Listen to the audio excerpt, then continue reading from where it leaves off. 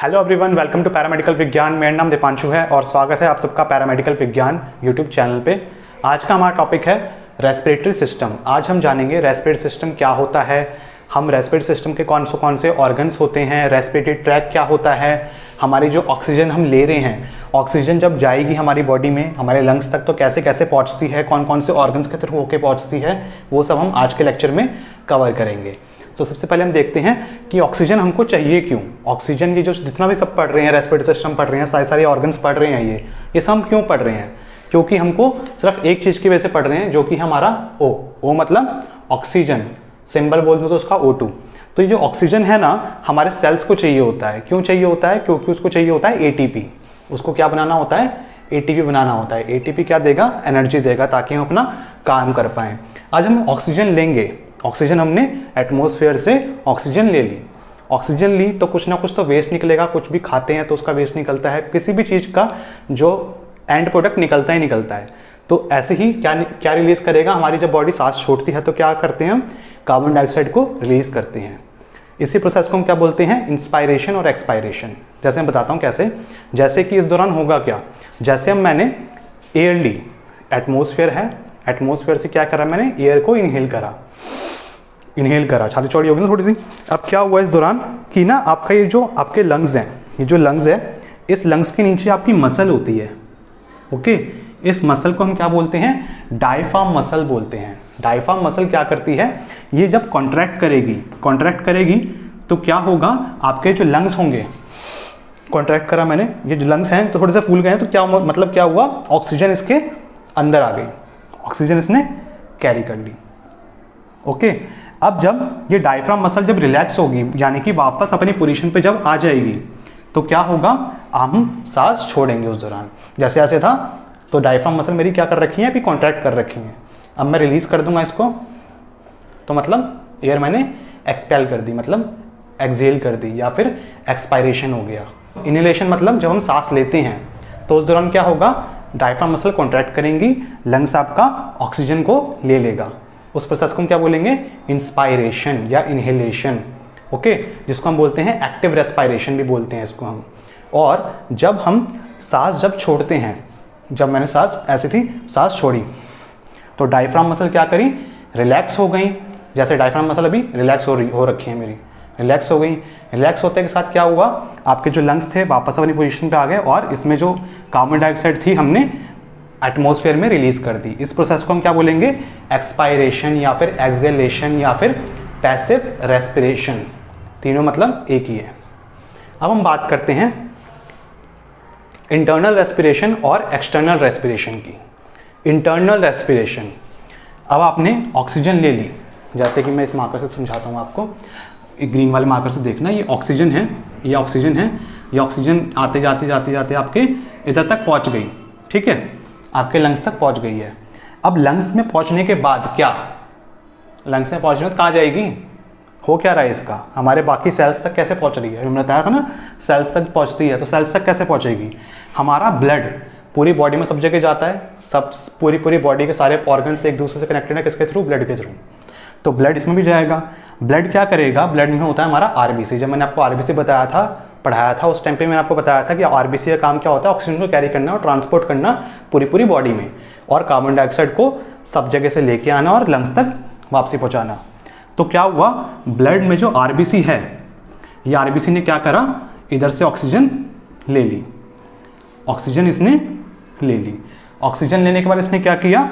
Carbon dioxide इसको दे दिया। Oxygen जब लेते हैं, ये ऑक्सीजन RBC लेगा, ऑक्सीजन लेने के बाद जब ये आपके सेल्स तक पहुंचाएगा, ऑक्सीजन लेगा लंग्स से और सेल्स तक पहुंचाएगा, उस प्रोसेस को हम क्या बोलते हैं? Internal respiration.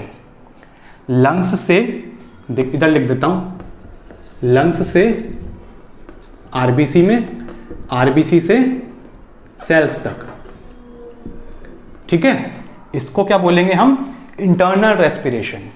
अब इसी का जब मैं उल्टा कर दूंगा, इस दौरान तो क्या हुआ? हमारा O2 का ट्रांसफर हो रहा है ना? O2 लंग्स से गया RBC में, RBC से गया सेल्स में, इसको हम क्या बोल दिया? Internal respiration. ठीक, अब इसका जब मैं उल्टा कर दूंगा, सेल्स ने यूटिलाइज करा ऑक्सीजन को यूटिलाइज करने के बाद उसने क्या करा, कार्बन डाइऑक्साइड को कर दिया रिलीज।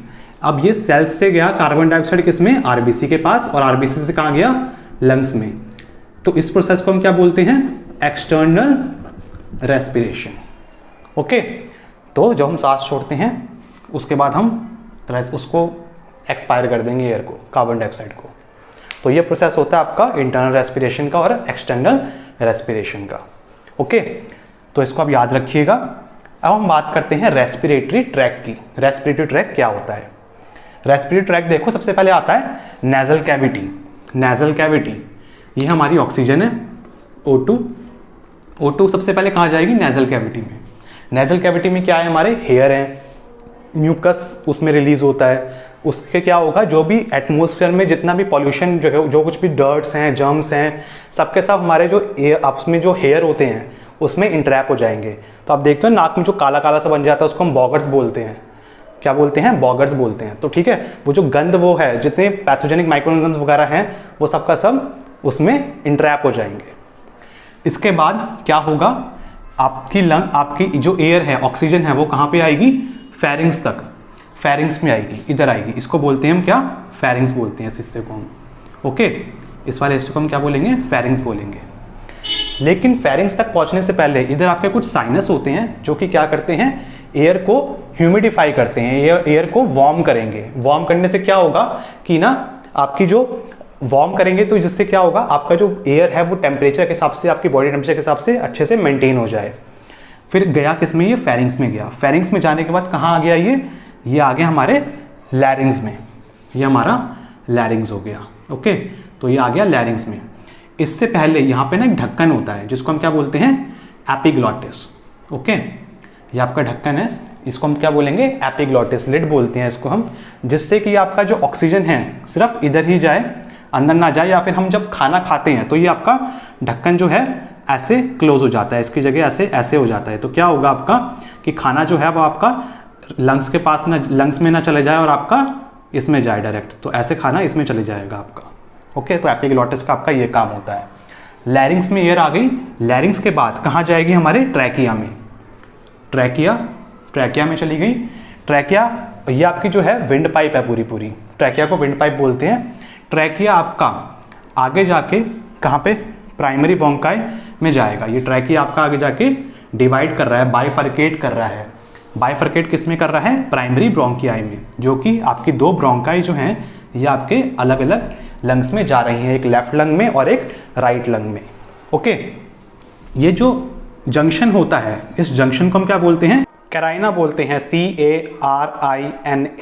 बाकी लंग्स में आपको पढ़ाऊंगा अलग से, तो एक एक चीज़ आपको और डिटेल में बताऊंगा।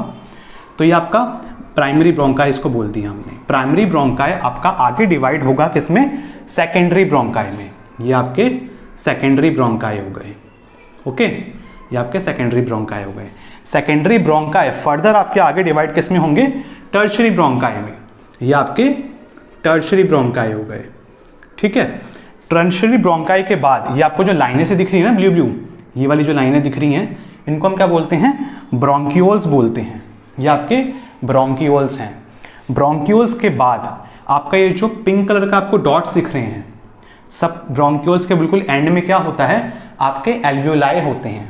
तो आपका ये जो एल्वियोलाई है, उधर आपका क्या होता है, रेस्पिरेटरी यूनिटी बोलते हैं इसको। इधर आपका मेन एक्सचेंज होता है, जो मैंने बताया था ना कि आपको इंटरनल रेस्पिरेशन, तो वो एल्वियोलाई तक होगा। यानी कि ऑक्सीजन आई और एंड में कहाँ तक गई, आपके एल्वियोलाई तक।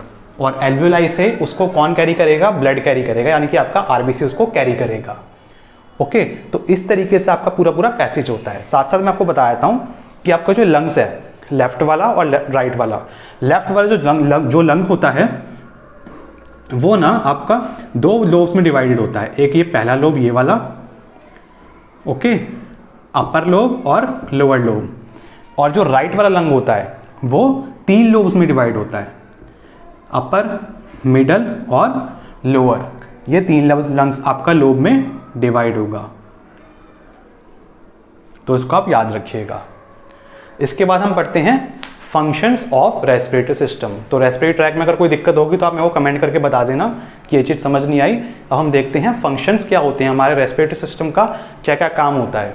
हम बात करते हैं फंक्शंस ऑफ रेस्पिरेटरी सिस्टम। देखो, रेस्पिरेटरी सिस्टम के ना बहुत सारे फंक्शंस होते हैं, 20-25 बहुत सारे फंक्शंस होते हैं, लेकिन कुछ जो टॉप मोस्ट फंक्शंस होते हैं जिनको आपको जानना बहुत ज़्यादा ज़रूरी है वो मैं आपको बता देता हूँ। सबसे पहला फंक्शन क्या है? Gas exchange. हमारे क्या करेगा? गैस का एक्सचेंज कराता है, ऑक्सीजन ली, कार्बन डाइऑक्साइड दी, ये इसका गैस का एक्सचेंज सबसे मेन फंक्शन हो गया इसका। फिर आता है हमारा रेगुलेशन ऑफ ब्लड पीएच। हमारे जो ब्लड का पीएच होता है ना, वो भी हमारा कार्बन डाइऑक्साइड हम रिलीज करते हैं और ऑक्सीजन जब लेते हैं तो उससे क्या होगा? आपका पीएच मेंटेन होता है, रेगुलेट होता है। Protection from harmful substances. हमारी जो नॉस्ट्रल्स है, हमारा जो ट्रैकिया है, नॉस्ट्रल्स में आपके क्या होते हैं? हेयर होते हैं। मैंने बताया था अभी आपको कि जो पैथोजेंस होंगे, कुछ डर्ट्स वगैरह होंगे, डर्ट पार्टिकल्स होंगे, तो क्या करेगा? उसको इंट्रैप कर लेगा। प्लस ऐसे हमारे जो ट्रैकिया होता है ना, हमारी जो विंड पाइप होती है, उसमें आपका क्या होगा? सिलिया होते हैं। तो सिलिया क्या करते हैं? वो भी आपके पैथोजेनिक माइक्रोऑर्गेनिज्म को इंट्रैप कर लेते हैं। और फिर आता है इसके बाद नेक्स्ट इसका फंक्शन क्या आता है? ब्रीथिंग। ब्रीथिंग आपका नॉर्मल प्रोसेस हो गया, सांस लेना और सांस छोड़ना, ये भी इसका फंक्शन है। ऑल्फैक्शन। ऑल्फैक्शन मतलब होता है आपका जो हम स्मेल करते हैं, आपकी जो नोज़ है, इसका फंक्शन क्या होता है? स्मेल करना होता है ना, आपकी जो स्मेल कैसी है, अच्छी है, बुरी है। कभी सुलभ शौचालय के बाहर से निकल जाओ तो पता चल जाएगा अमोनिया की स्मेल कैसी होती है आपको अच्छे से, है ना। तो स्मेल का काम किसका हो गया? ये आपका ऑल्फैक्शन इसका फंक्शन हो गया। फिर आता है हमारा वोकलाइजेशन। वोकलाइजेशन मतलब क्या हो गया? आपका जो लैरिंग्स होता है ना, लैरिंग्स को हम बोलते हैं वॉइस बॉक्स। वैसे तो बहुत सारे इसमें आपके आते हैं जो आपका वॉइस में परफॉर्म करने के लिए आपको हेल्प करते हैं, लेकिन जो इसका मेन है लैरिंग्स, लैरिंग्स भी आपका वोकलाइजेशन में हेल्प करता है। वॉइस बॉक्स ही बोलते हैं लैरिंग्स को हम। फिर आता है हमारा कार्डियोवैस्कुलर सपोर्ट। कार्डियोवैस्कुलर सपोर्ट, हमारा जो लंग्स है वो आपका कार्डियक सिस्टम के साथ, आपके हार्ट के साथ क्या करता है? आपका मिलजुल के काम करता है, क्योंकि ब्लड आपका क्या करेगा? लंग्स तक आएगा, उधर से ऑक्सीजन लेगा, फिर आपका पूरी बॉडी में ट्रांसफर कर रहा है, तो वो कार्डियोवैस्कुलर सिस्टम में आ गया ना, आपका हार्ट तक जाएगा ब्लड फिर आपका, तो सारा कार्डियोवैस्कुलर सिस्टम को सपोर्ट दे रहा है वो आपका रेस्पिरेटरी सिस्टम। फिर आता है हमारा control breathing rate according to body needs. जैसे कि हम कभी कभार सपोज करो हम रनिंग कर रहे हैं बहुत ज़्यादा, अब भाग रहे हैं, तो क्या होगा? हमारी सांस फूल जाती है, तो क्या होता है? सांस अब ऑटोमेटिकली हम तेज तेज लेने लगते हैं। तो हमारी जो बॉडी की नीड है उसके अकॉर्डिंग क्या होगा? हमारा ब्रीथिंग जो है वो कंट्रोल हो जाती है। Regulation of water. हमारा जो वाटर होता है वो भी हमारा रेगुलेट होता है। जब हम सांस छोड़ते हैं ना, तो कुछ स्मॉल अमाउंट में हमारा वाटर वेपर भी रिलीज होता है, जिससे आपका वाटर लेवल भी रेगुलेट होता है बॉडी के अंदर। इसके अलावा ह्यूमिडिफिकेशन ऑफ इनहेल्ड एयर। हमारे जो नेजल है, नॉस्ट्रल्स हैं, इसमें आपका ब्लड सप्लाई काफ़ी अच्छी होती है, जिसकी वजह से क्या होता है? आपका एयर जो है ह्यूमिडिफाई हो जाती है। साथ साथ आपके जो साइनस होते हैं, पैरानेजल साइनस, 4 साइनस जो होते हैं, वो मिलके आपका क्या करते हैं? एयर को ह्यूमिडिफाई करने में हेल्प करते हैं। तो ये सारे कुछ फंक्शंस होते हैं आपके रेस्पिरेटरी सिस्टम के। अगर आपको और भी फंक्शंस के बारे में जानना है तो एक पोस्ट बना के डाल दूंगा मैं इंस्टाग्राम पे, और अगर आपने इंस्टाग्राम पे अब तक मेरे को फॉलो नहीं किया है तो फॉलो कर लेना। तो ये आपकी छोटी सी वीडियो थी रेस्पिरेटरी सिस्टम की। अब मैं आपको रेस्पिरेटरी सिस्टम के जितने भी ऑर्गन्स होते हैं ना, सबको मैं एक एक करके अच्छे से डिटेल में पढ़ाऊंगा।